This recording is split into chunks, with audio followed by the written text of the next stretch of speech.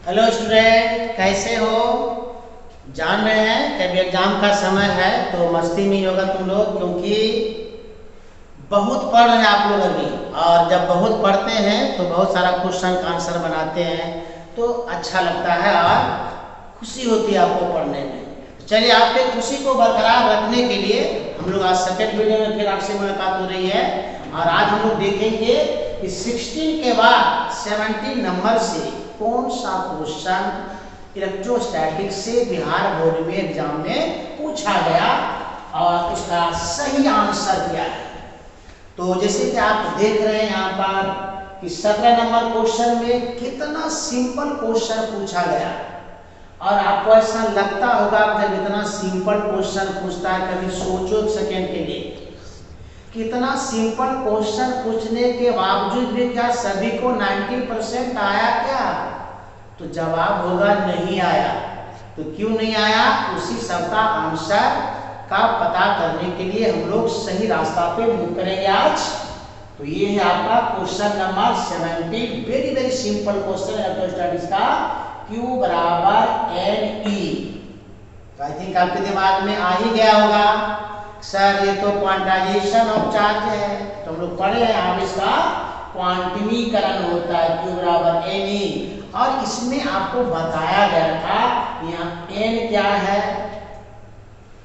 N का मतलब था 1 2 3 4 5, मतलब कि ये पॉइंट में नहीं हो सकता है, क्योंकि आप अच्छी तरह से जानते हैं कि इलेक्ट्रॉन के निकलने से या इलेक्ट्रॉन के आने से ही चार्ज डेवलप होता है।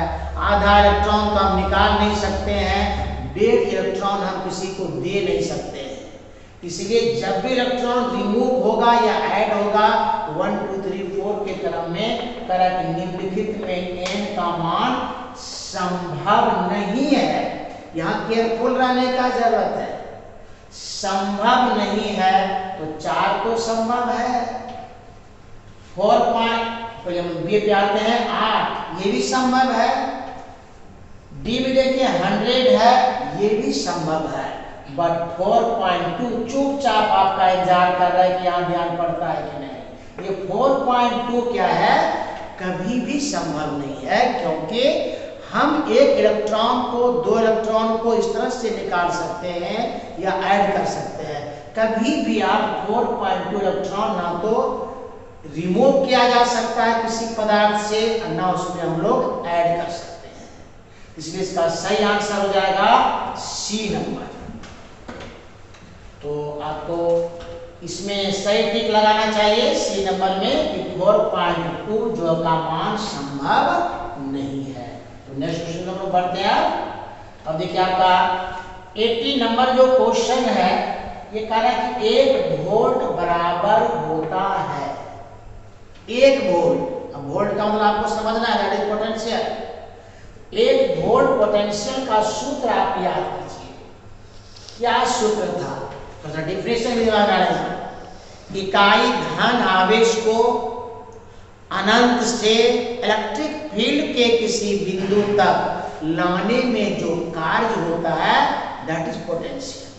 तो अब यहाँ पर V बराबर फॉर्मूला हम लोग का था W/Q। तो W यहाँ पे कार्य है, वर्क है, तो आप कहेंगे क्या हो जाएगा? जूल। और आवेश का होता है कूलम, तो मतलब जूल तो रहेगा, इसको ऊपर ले चलिए, अब कहा जाएगा जूल प्रति कूलम। अब गौर से देखो यहाँ पे 1 जूल क्या आंसर होगा? कभी नहीं होगा। यहाँ पे है 1 जूल प्रति कूलम। अब ये तो होने का पूरा चांस है, बट हम लोग और देखेंगे। कभी भी इमीडिएट चॉइस देख करके टिक नहीं लगाना है, आपको चारों चॉइस पढ़ना चाहिए। सी में है कूलम प्रति जूल, जो कभी नहीं होगा, और ये है जूल कूलम, ये भी नहीं होगा। तो इसके हिसाब से आपका सही आंसर हो जाएगा 1 जूल प्रति कूलम। तो इस तरह से आप सही आंसर को टिक लगा के 35 में 35 नंबर प्राप्त कर सकते हैं, यदि बारीकी से मूव करो तो। हड़बड़ाने की जरूरत एग्जाम में नहीं है, क्वेश्चन हल्का रहता है, बट हम जल्दीबाजी में गलती करते हैं, परिणाम होता है हम लिस्ट से बाहर चले जाते हैं। हम लोग नेक्स्ट क्वेश्चन की ओर मूव करेंगे। 19 में क्या भाई कह रहा कि दो समान धारिता C वाले संधारित्र को समांतर क्रम में जोड़ने पर उसकी धारिता होती है। अब सोचो जरा कितना सवाल बनाया होगा एग्जाम में, क्लास में, और ये पूछ क्या रहा है कि C धारिता वाले दो कैपेसिटर आपके पास है और हम उसको समांतर क्रम में जोड़ते हैं, तो समान धारिता वाला का तो सूत्र आपके पास रेडीमेड दिमाग में होगा। सर इसका तो आप बताए थे NC, N है नंबर कितना है 2, धारिता कितना है C, तो आपका सही में NC की बात करें तो आपका एग्जैक्ट सही आंसर जाएगा कितना 2C। इससे आसान सवाल हो ही नहीं सकता है, बट इसमें भी हम लोग गलती करते हैं। उससे बचने के लिए आपको सही नॉलेज होना जरूरी है। अगला क्वेश्चन को मूव करेंगे हम लोग। अब आप गौर से देखिए, ये आवेश का बीमा होता है। ये तो आप बहुत दिन से पढ़ रहे हैं, 10 में भी पढ़ के पहले भी पढ़ चुके हैं, बट बीमा नहीं पढ़े। आवेश से मुलाकात आपकी है। जब हम आवेश का सूत्र जानते हैं तो बीमा तो बाएं हाथ का गेम आपके लिए, इसलिए आपका सही आंसर आवेश का याद करो A इंटू कितना होता है बीमा T, इसलिए हमारा क्या चलेगा A T। नेक्स्ट देखिए आपका 21 में है कि आवेशित संधारित्र पर संग्राहक प्लेट और संगणक प्लेट के आवेशों का योग होता है। बहुत ही सुंदर क्वेश्चन, थोड़ा सा इसके बारे में जान देना है। क्वेश्चन में जल्दीबाजी नहीं, एग्जाम है आपका, एक नंबर का बहुत महत्व होता है। आइए हम लोग बात करेंगे कहना क्या चाह रहे हैं, तो इसे बात कर लेते हैं। आप लोग अच्छी तरह से कंडेंसर से मिल चुके हैं। कंडेंसर में 2 प्लेट रहता है, ये 2 प्लेट है, इस पर हम लोग Q आवेश डालते हैं। तो जिस पर हम डालते हैं उसको हम लोग कहते हैं कलेक्टिंग प्लेट, दैट इज संग्राहक प्लेट, क्योंकि इस पर हम आवेश दे रहे हैं। तो इस पर यदि आपने +Q आवेश दिया तो आपको मालूम है कि इंडक्शन के कारण इसके निकट वाला प्लेट पर -Q आवेश डेवलप हो जाता है। बहुत ही सुंदर सवाल, थोड़ा सा बारीकी से खेलो तो आराम से हम लोग गेम जीत सकते हैं। इसलिए इसको कहते हैं संघनक, हिंदी में संघनक प्लेट बोलते हैं। ये संग्राहक प्लेट, ये संघनक प्लेट। अब करा के आवेशों का योग होता है, तो कभी बारीकी से काम करो तो गलती का चांस नहीं। यानी इसका और इसका आवेश को जोड़ेंगे +Q -Q, तो बराबर आंसर कितना आया 0 आया। बट यदि आप जल्दीबाजी में काम करो लगा कि +Q हो गया, कुछ होगा, तो बारीकी से काम करना है। तो आपका सही आंसर इसका कितना है बोलो 0। इस तरह से आप क्वेश्चन को बारीकी से पढ़ना है, सही आंसर पे टिक लगाना है, मतलब आपको वो मार्क्स शीट में रखना है। अगला क्वेश्चन को मूव करेंगे हम लोग। तो 22 नंबर क्वेश्चन को मूव करें। बहुत ही सुंदर क्वेश्चन, और इसमें झटका आपको लग सकता है यदि बारीकी से काम नहीं किया, इसमें हम गड़बड़ा सकते हैं, विकेट जा सकता है आपका। Be careful. तो देखिए विकेट क्यों जा सकता है, क्योंकि आप जो ε0 का मात्रक लिखे डिप्रेशन के समय में, जिसमें आपसे वेट इंसिक्योरिटी होगी, तो उस समय हम लोग इस टर्म में नहीं था। आप निकालेंगे भी जनरल फॉर्मूला से तो ऐसा नहीं आएगा, क्योंकि यहाँ पे गौर से देखो कि एक आंसर इसमें फैराड में दिया है 2, और 2 आपका Nm/मीटर है और कूलम प्रति मीटर है। तो आप यदि फॉर्मूला से निकालेंगे तो वो दोनों में तो कोई नहीं आएगा। तो इसका मतलब है कि तीसरा क्या हो सकता है। तो अब ये नहीं कहना सर आपको कर याद है, तो हम आपको सही टिक पे लगा दिए, बट आपको एग्जाम में बारीकी से चारों को चेक करना होगा 1 बाय 1 कि क्या ये संभव है, क्या ये संभव है, या ये दोनों नहीं है तो ये दोनों में कोई हो सकता है क्या। तो पहले हम फैराड वाला चूंकि नया है चांसेस है कहीं इसमें तो नहीं है, तो क्या करेंगे, चलो उस पर बात करना। तो आपके कॉपी में एक सूत्र होगा, जब आपको गुरुजी पढ़ाए होंगे, जब आप पढ़े होंगे, तो C बराबर सूत्र था आपका A epsilon not divided by D। ये तो रेडीमेड याद है, जब ये याद है तो काम मेरा हो जाएगा। C यहाँ पे धारिता है, और धारिता का साई मात्रक बोलो कैसे फैराड होता है, तो ये फैराड हो गया। बराबर करेंगे, ये एरिया है तो मीटर का स्क्वायर हो जाएगा। एप्सिलॉन नॉट का आपका चीफ गेस्ट है, इसको तो कुछ बोलना ही नहीं है आपको। बच गया नीचे में डी तो आपका डिस्टेंस है, दैट इज मीटर।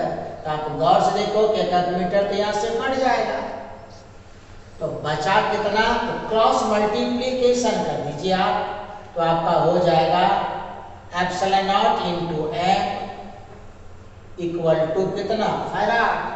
अब आपको इसका पूछ रहा है, तो एप्सिलॉन नॉट आपका चीफ गेस्ट, इसको कुछ नहीं बोलना है, फैराड ऊपर में रहेगा, नीचे में m, इसका मतलब फैराड प्रति मीटर एक यूनिट आपका हो रहा है। क्योंकि ये ऑब्जेक्टिव है, तो एक चॉइस हमारा मिल गया, बोथ ऑफ द एबव कहीं पे चॉइस है नहीं, तो आंख बंद करके इसको हिट कर देना है, ये आपका सही आंसर है। बट एक बार फिर भी केयरफुल, एग्जाम में आपको चारों को चेक करना चाहिए। जब ये निकला तो ये तो कंफर्म है कि नहीं होगा, और चूंकि ऑब्जेक्टिव क्वेश्चन है, कोई एक आंसर मिल गया और ऊपर का 2 सही नहीं दिया हुआ है, तो आप आराम से टिक लगा सकते हैं। क्वेश्चन की ओर मूव करेंगे, 2023 में देखें क्या है। करा कहते हैं किसी गोलीय पृष्ठ के अंदर, तो गोलीय पृष्ठ है, थोड़ा सा सावधानी से काम करना, ऑब्जेक्टिव मजाक नहीं होता है, थोड़ा केयरफुल रहना पड़ेगा, तो हम लोग सही काम कर सकते हैं। गोलीय पृष्ठ है आपके पास, इसके अंदर में कह रहा है +q आवेश दे दिया गया, आवेश रख दिया जाए, तो कारण पूरे पृष्ठ से निकलने वाला विद्युतीय फ्लक्स कितना होगा। जैसे इलेक्ट्रिक फ्लक्स के बाद आपसे कोई करे, तो गॉस का थ्योरम आपके दिमाग में तुरंत रीड करना चाहिए। गॉस यही तो बोला था कि किसी आवेश के चारों ओर बंद सतह, बी केयरफुल, बंद सतह से होकर गुजरने वाला इलेक्ट्रिक फ्लक्स का मान उस सतह से घिरे आवेश, इस सतह से घिरे आवेश तो +q है, तो भाग E का जो फॉर्मूला गॉस थ्योरम बोला था कि सतह से घिरे आवेश मतलब +q और 1/ε0 के गुणनफल के बराबर होता है। एकदम डायरेक्ट सूत्र पूछ रहा है, और हम इजी वे में आंसर देंगे इसका, और सही आंसर देखिए क्या होगा इसका। ये तो कभी नहीं, हाँ यहाँ पे शक लग रहा है, ये भी कभी नहीं, ये भी कभी नहीं, तो शर्त क्या देगा हमारा, q/ε0, that is Gauss theorem. Next question, और ये हम लोग बात करते हैं 24 में। अब क्या होगा, तो 24 में क्या कह रहा है कि थोड़ा सा न्यूमेरिकल आ गया, तो न्यूमेरिकल ऐसा नहीं है कि हम नहीं बना सकते, न्यूमेरिकल वैसा ही पूछा जाता है जो स्टूडेंट इजी वे में बना सकते हैं। क्या यहाँ पे ये कह रहा है कि +10 माइक्रोकूलम और कितना -10 माइक्रोकूलम के 2 बिंदु आवेश वायु में परस्पर 40 सेंटीमीटर की दूरी पर रखे हैं, तो सिस्टम के विद्युत स्थितिज ऊर्जा मतलब पोटेंशियल एनर्जी आपको निकालना है। और एक बात याद रखना है, यदि फिजिक्स का फॉर्मूला दिमाग में है तो ऑब्जेक्टिव का 50% तैयारी आपका हो गया। देखिए फॉर्मूला का पूरा गेम है यहाँ पर। पोटेंशियल एनर्जी का ये जब आप पढ़े होंगे तो पोटेंशियल एनर्जी का हमारे पास कई सूत्र था। एक था 2 आवेशों के सिस्टम के कारण, 3 आवेशों के सिस्टम के कारण, 4 आवेशों के सिस्टम के कारण तक का सवाल बुक में रहता है। तो चारों सूत्र आपके दिमाग में चाहिए तो रट बनेगा। कैसे बनेगा? देखिए आपके आवेश हमारे पास 2 ही है, तो आपका सूत्र था U बराबर 1/4 pi epsilon not Q1 into Q2 बटे R12, शायद ये सूत्र था। इसका मान तो आपको रेडीमेड याद है सर, ये तो हम लोग बचपन से जान रहे हैं, जब से पढ़ना शुरू किया आपने सेकेंड ईयर में, तब से हम लोग जान रहे हैं कि 9 गुना 10 पर पावर 9। चूंकि डाटा आपको एसआई में दिया हुआ है, माइक्रो हम चेंज करेंगे, Q1 का मान दिया हुआ है, आप ऐसा करेंगे, इसको लिखेंगे 10, माइक्रो को चेंज कर लो -6, बट यहाँ पे Q2 माइनस में, यहाँ माइनस लगाते हैं हम लोग, तो फिर 10 गुना 10 पर पावर -6 बटे 40 सेंटीमीटर का मतलब 10 टू दी पावर -2 से गुना करना पड़ेगा, तब ये मीटर में चेंज होगा। एक छोटा छोटा बात ध्यान में रखना है, नहीं तो आप लोग का आंसर गलत हो जाएगा, क्योंकि डाटा कभी भी एक सिस्टम में देता नहीं है, वो जान के सीजीएस में एसआई में माइक्रो मिली दिया जाता है ताकि आप गलती करें, बट हम लोग तो एक्टिव हैं, हम लोग जानते हैं क्या करना है। अब इसका तो गुना कोई भी कर सकता है, केयरफुल इसलिए माइनस लगा हुआ है, तो आपका जो भी गुणनफल होगा वो उसका प्रोडक्ट माइनस में आएगा, तो आपको यहाँ तो माइनस पहले ही देना है, क्योंकि आंसर में देखिए माइनस प्लस दोनों दिया हुआ है, तो झटका लग सकता है। अब यहाँ पे होगा क्या, तो आप एक काम करें, -6 पहले काम करो, 9 को लिख लो, गुना इस पर 1 इस पर 1, 2 और 9 दूनी कितना जाएगा, 11 इंटू 10 टू पावर -12, भाजी को ऊपर ले चलो, तो 10 पर पावर कितना जाएगा 2, और डिवाइडेड बाय आपका कितना है 40। ये पूरे को आप सोल्व करेंगे तो -9 और ये 11 और 2 जोड़ोगे तो कितना जाएगा 13 में 12 चला गया, 11 12 13 में 12 चला गया, तो 1 बच रहा आपका, तो 9 गुना 10 पर पावर 1 रहेगा, डिवाइडेड बाय कितना 40, एक 0 यहाँ से आप काट सकते हैं, मतलब -9/4 भाग दे दो -4 दूनी 8, 8 ये उतरेगा, पॉइंट देके आपको 0 मारेंगे, फिर 4 दूनी 8, फिर 2 उतरेगा, ये जाएगा 5, कितना जूल आपका सही आंसर है। गौर से खोजो यहाँ पे, यदि आप माइनस नहीं देते तो आपका आंसर ये नंबर सही था, बट ये गलत है क्योंकि हमारा तो माइनस में दिया हुआ है, हमारा रिजल्ट भी नेगेटिव आ रहा है। बी नंबर कभी नहीं होगा, ऐसे भी प्लस वाला को देखो ही मत, अच्छा रहेगा। जब हमारा आंसर नेगेटिव आ रहा है तब तो क्या करना है, हम नेगेटिव को चेक करेंगे ना, नेगेटिव में 2 ही शख्स आपके सामने में है, आपका ये वाला आया है, इसलिए सही आंसर होगा सी नंबर। तो थोड़ा सा मेहनत, बट सभी सवाल नहीं रहता है, कुछ सवाल में 2 मिनट समय लगा, कहीं पर आपको आधा मिनट भी तो लगना है, ओवरऑल आपके पास टाइम पर्याप्त रहेगा। अगला क्वेश्चन को मूव करेंगे। अब देखिए 25 नंबर में क्या बोल रहा है, यदि 100 वोल्ट तक आवेशित करने पर एक संधारित्र की संचित ऊर्जा, थोड़ा सा सावधान रहना पड़ेगा, ये पर इसको रिमूव करें यहाँ से, ये कर रहा है आपसे, गौर से देखना है इसको, सवाल में दम नहीं रहता है, थोड़ा सा बारीकी से गेम करो, सूत्र याद है तो बाएं हाथ का गेम होगा। ये कह रहा है कि आपके पास 100 वोल्ट तक आवेशित करने पर एक संधारित्र कैपेसिटर आपके पास है, कंडेंसर आपके पास है, ऊर्जा दे दिया, इसका कितना है भाई, तो 1 जूल ऊर्जा है, अच्छी बात है। वोल्ट में दे दिया, V बराबर कर 100 वोल्ट तक, चलिए यहाँ तक तो ठीक है हम लोग कर, तो संधारित्र की धारिता होगी, आपको सूत्र इमीडिएट आना चाहिए, जैसे सवाल पढ़े फॉर्मूला याद है, क्या याद है भाई, तो आप पढ़ा था क्या कि U बराबर हाफ CV², सिंपल, U का मान दिया 1 लिखेंगे, हाफ दिया है तो हाफ रहेगा, C हम नहीं जानते, बेचारा चीफ गेस्ट है, V का मान दिया 100 वोल्ट, तो 2 बार गुना करना पड़ेगा, 100 गुना 100, आपका कितना हो रहा है, गौर से देख लो, ये हो गया C गुना 10 टू द पावर 2 2 कितना 4 डिवाइडेड बाय 2 और 1 तो क्रॉस कर दो तो c गुना 10 to the power 4 equal to 2, इसलिए c बराबर 2 बटे 10 पर पावर 4, मतलब 2 गुना 10 पर पावर -4 फैराड बोल सकते हैं। फैराड क्यों बोले? क्योंकि वोल्ट में दिया ऐसा यूनिट है, जूल आपका SI है, तो धारिता भी किसमें होगा? फैराड, मतलब 2 गुना 10 पर पावर -4। अब गौर से देखिए आपका ये बी नंबर आपका सही आंसर होगा। इस तरह से छोटा छोटा सवाल को क्या करना है, बनाने की जरूरत है और कुछ नहीं है, केवल सूत्र याद रखना है। क्वेश्चन नंबर 26 पे मूव करेंगे होगा। बहुत ही सिंपल क्वेश्चन आपके सामने फिर आ गया गलती से। कागज के पृष्ठ घनत्व का मात्रा यूनिट पूछता है बेचारा।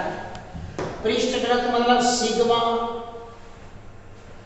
बराबर Q बटे A, Q का यूनिट होता है कूलम, एरिया का मीटर स्क्वायर, मतलब कूलम प्रति मीटर स्क्वायर। तो आपका फर्स्ट चॉइस सही उत्तर होगा। इस तरह से आप छोटा छोटा सवाल को बना के एक एक रंग से कलेक्ट करके मैच जीता जाता है और आप अच्छा स्कोर बना सकते हैं। अगला प्रश्न आएंगे। अब ये कह रहा है इलेक्ट्रिक डायपोल मतलब वैद्युत द्विध्रुव के निरक्षीय स्थिति, थोड़ा सा केयरफुल तो होना पड़ेगा। एक्सिस मतलब ये जो डायपोल है, पॉइंट यहां पर है तो ये एक्सिस, और पॉइंट यदि इधर ना लगे कहीं इधर है, इस तरह से है, ये एक्सिस पे तो ये है नहीं, तो कहेंगे निरक्षीय। तो निरक्षीय स्थिति में विद्युत क्षेत्र का व्यंजक मतलब वैल्यू होता है। बहुत ही सिंपल क्वेश्चन है आपको। ये सब क्वेश्चन डायरेक्ट सूत्र आपसे पूछ रहा है, गुना भाग बेचारा नहीं कर रहा, जान रहा है कि आप लोग को जो है गुना भाग करना पसंद बहुत कम होता है बहुत लोगों को, इसलिए ऐसा चीज दिया गया। चलो भाई थोड़ा थोड़ा गुना भाग भी कर लो, बाकी मारो छक्का। आइए हम देखिए इसमें अक्षय वाला का सूत्र याद करो, 1/4 2p बटे r3, और एक्सिस पे चले जाओ तो p बटे r3। एक्सिस वाला तो ये पूछ नहीं रहा है, ऐसे भी आपको ऐसा कुछ दिया भी नहीं है। एक नंबर में है p cos थीटा बटे r स्क्वायर, ऐसे भी दिमाग लगाना है। आर स्क्वायर पोटेंशियल में होता था, ये तो इलेक्ट्रिक फील्ड पूछ रहा है, आर क्यू होगा। तो गौर से देखो बहुत सारा तरीका जीने का है, यहाँ भी स्क्वायर है, यहाँ भी स्क्वायर है, यहाँ पे 0, यहाँ पे आर क्यू है। जब भी आंसर होगा तो आर क्यू वाला ही होगा, इसलिए हमारा सही आंसर होगा 1/4 p बटे आर क्यू। ये इस पर हम लोग टिक लगाएंगे। अगला क्वेश्चन, अब एक चालक पदार्थ से बने असीमित मतलब इनफाइनाइट, कोई लिमिट नहीं उसका, आवेशित पहली में पतली चादर मतलब थिन प्लेट है, पतली चादर की सतह के निकट, थोड़ा सा स्पीड में आती है तो ध्यान देना आप लोग को, पारी नहीं पतली चादर की सतह के निकट स्थित किसी बिंदु पर विद्युतीय क्षेत्र का मान होता है। अब कहाँ मिलेगा ये शख्स, सोचना है, दैट इज गॉस थ्योरम का एप्लीकेशन। इस तरह से पढ़ना है आपको। गॉस थ्योरम का एप्लीकेशन में 3 पॉइंट में है। एक था अनंत लंबाई के धारावाहिक, अनंत लंबाई के धारावाहिक नहीं बोलेंगे हम लोग, गॉस धारा नहीं होगा। अनंत लंबाई का इनफिनिटली वाला, मतलब अनंत लंबाई का आपके पास एक रड है, या एक आपके पास पतली चादर है, या एक स्फेरिकल चार्ज बनी है। तो अब हर जगह अलग अलग काम होता है, तो हम लोग यहाँ पे बात करेंगे। सूत्र जो हम लोग निकाले थे पतली चादर के, याद करो डेरिवेशन तो लंबा होगा, बट हम यहाँ पे डायरेक्ट बात करें सूत्र का, तो आपका था सिग्मा बटे 2 एप्सिलॉन नॉट। अब ये कैसे हुआ इसका जवाब तो आपके पास है। हम यहाँ पे सिर्फ सही टिक लगा रहे हैं, क्योंकि ये डिराइव करके हम लोग क्लास में निकाले हैं कि पतली चादर के लिए इलेक्ट्रिक फील्ड का जो मान होता है वह सिग्मा बटे 2 एप्सिलॉन नॉट होता है। तो नेक्स्ट बढ़ेंगे अगले क्वेश्चन की ओर। अब फिर आपने देखिए न्यूमेरिकल आ गया, तो थोड़ा सा इस पे बारीकी से थोड़ा थोड़ा कभी कभी तो हर बॉल तो एक समान नहीं रहेगा ना, कभी कभी आपको थोड़ा चकमा भी लगेगा, जोर का झटका भी लगेगा, तो उसमें जो तैयार रहना है। हर बॉल एक समान बॉलर कभी भी नहीं फेंकता है, तो थोड़ा सा सावधान होने की जरूरत। आइए बात करते हैं इसमें, देखिए क्या हो रहा है। सवाल बहुत ही अच्छा है, इसमें कुछ शक नहीं, थोड़ा सा कंसेप्ट इसमें चाहिए। ये कह रहा है हमारे पास दो कंडेंसर है, 2 माइक्रोफैराड और 4 माइक्रोफैराड का, इसको श्रेणी क्रम में जोड़ा जाता है। हम फटाफट क्या करेंगे, अगर पेपर आपके पास रहता है, 2 कंडेंसर ले लिए, इसको श्रेणी क्रम में जोड़ दिए, दैट इज 2 माइक्रोफैराड और 4 माइक्रोफैराड। अच्छी बात है। उनके सिरों के बीच, इनके सिरों के बीच ये कह रहा है 1200 वोल्ट का, तो 1200 वोल्ट का विभवांतर यानी कि पोटेंशियल डिफरेंस उसको दिया गया। तो कह रहा है कि 2 माइक्रोफैराड वाले संधारित्र के सिरों के बीच का विभवांतर क्या होगा।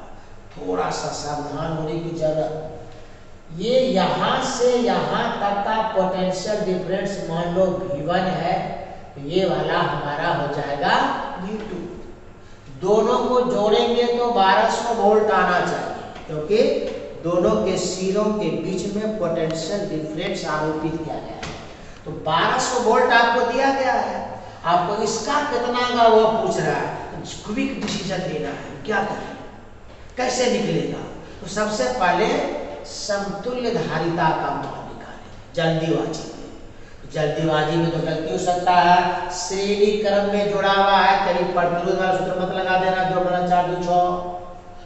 श्रेणी क्रम का मतलब C समतुल्य का सूत्र याद आपको, C1 गुना C2 बटे C1 प्लस C2। फटाफट काम करना है, तो 4 गुनी आपने तो ऐसे लिखा, आप 4 गुनी कितना 8, बट भूलना नहीं माइक्रो लगा हुआ है, दिक्कत हो तो यहीं पे बदल देना है। 2 बार गुना करेंगे तो 10 पर पावर माइनस 12, तो गलती का चांस नहीं। इन दोनों को जोड़ेंगे हम लोग, 4 2 कितना 6 हो जाएगा, गुना 10 पर पावर माइनस 6, इतना तो हम लिख सकते हैं। तो इसको थोड़ा सा छोटा करना चाहेंगे हम, ये 2 से कटने के तैयार है, 2 तिया 6, 2 चौके 8, मतलब 4 बटे 3 गुना 10 पर पावर माइनस 6, ये बचा। ये इतना फैराड हमारा आ गया समतुल्य धारिता। C टोटल मालूम है, टोटल C मालूम है, पोटेंशियल डिफरेंस हमारा है 1200, तो टोटल चार्ज इसमें कितना जाएगा ये हम अब निकाल सकते हैं। तो आपके पास एक सूत्र है, Q बराबर C इंटू कितना V, तो C तो आप निकाल चुके हैं, 4 बटे 3 गुना 10 पर पावर माइनस 100 गुना कितना 1200, तो 3 से काटो इसको, 3 चौका 12, 400, मतलब 4 गुना 4 कर कितना जाएगा 1600 गुना 10 पर पावर माइनस 6 कूलम। ये टोटल चार्ज निकल गया। तो समझ रहे हैं बात को, टोटल चार्ज हमको मालूम है,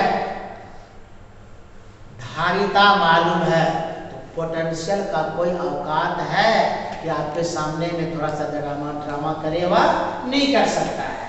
तो हम लोग क्या करेंगे, हमको यहाँ का निकालना है, इसमें चार्ज कितना जा रहा है, तो Q जा रहा है, C आपको मालूम है, इसलिए V1 बराबर सूत्र C बराबर Q बाई V, V बराबर Q बाई कितना C का मतलब क्या C1, Q का मान है 1600 गुना 10 पर पावर माइनस 6, और C1 कितना है भाई 2 गुना 10 पर पावर माइनस 6, ये तो कट गया, 2 से ये कट गया, मतलब 800 वोल्ट हमारा आंसर है। यहां से यहां तक का विभवांतर कितना हो जाएगा 800। तो क्लियर है, यदि वो पूछता कि 4 माइक्रोफैराड का विभवांतर कितना होगा, तो आंसर होगा कि सर 400 होगा। कितना हो जाएगा यार 400 वोल्ट होगा। और निकालना चाहिए सर कैसे 400 वोल्ट होगा, तो आपके पास उपाय है V2 बराबर Q/C2। तो Q का मान तो हम निकाले हैं 1600 गुना 10 पर पावर -6, C2 दिया हुआ है 4 गुना 10 पर पावर -6, कट गया तो 4 चौके 16, मतलब 400 वोल्ट। तो बट यहाँ आपका आंसर कितना हो जाएगा, यहाँ आपका आंसर हो जाएगा 800 वोल्ट, ये वाला सी सही आंसर। अगला क्वेश्चन बहुत ही सुंदर सवाल था। अब कह रहा है कि जब किसी वस्तु को आवेशित, बहुत ये भी अच्छा का सवाल है, जल्दीबाजी में गलती की पूरी संभावना, तो सोच समझ के बॉल देख के बैट उठाना है आपको, नहीं तो विकेट जाएगा आपका। करक जब किसी वस्तु को आवेशित किया जाता है, चलो भाई आवेशित करते हैं, तो उसका द्रव्यमान कर बढ़ता है, घटता है, फिर कहता है ओचर मतलब कांस्टेंट रहता, जितना पहले था उतना ही रहेगा। फिर कह रहा है कि बढ़ या घट सकता है। तो सही आंसर की तलाश है, हमें रन बनाना है, हमको मार्क्स चाहिए। 2 साल का मेहनत आपका है, मजाक थोड़ी है। 2 साल का मेहनत का आपका यहाँ निकलेगा परिणाम। तो हम लोग क्या करें, तो करने का एक ही उपाय है, आवेशित किया जाता है बोल रहा है, ये ना तो बोल रहा है पॉजिटिव ना तो नेगेटिव, यही सावधानी बरतनी है आपको। आवेशित का मतलब आपके पास ऑब्जेक्ट है तो इस पर प्लस चार्ज भी हो सकता है और क्या हो सकता है, माइनस भी हो सकता है, क्योंकि बोल कुछ नहीं रहा है। यदि प्लस होगा तो इलेक्ट्रॉन निकलेगा बाहर, माइनस होगा तो इलेक्ट्रॉन इसमें क्या करेगा, इन करेगा। जब इलेक्ट्रॉन निकलेगा तो मास घटेगा और इलेक्ट्रॉन आएगा तो मास बढ़ेगा। मतलब स्पष्ट है कि बढ़ या घट सकता है, क्योंकि बताना पड़ेगा कि यहाँ क्या हो रहा है। तो हम लोग केवल आवेशित है, इसके आधार पर हमारा ये सही आंसर है। बट थोड़ा सोचना भी है, हो सकता है कि वो ये पूछ दे कि धन आवेश से आवेशित किया जाता है, तो धन का मतलब इलेक्ट्रॉन रिमूव हुआ तो घट गया, तब बोलेंगे घटता है। कहता कि ऋण आवेश से आवेशित किया जाता है, तो ऋण का मतलब इलेक्ट्रॉन हम डाल रहे हैं इसमें, तो आपका आंसर होता क्या, बढ़ता है। तो आपका सही आंसर है डी नंबर, बढ़ या घट सकता है। अगला क्वेश्चन।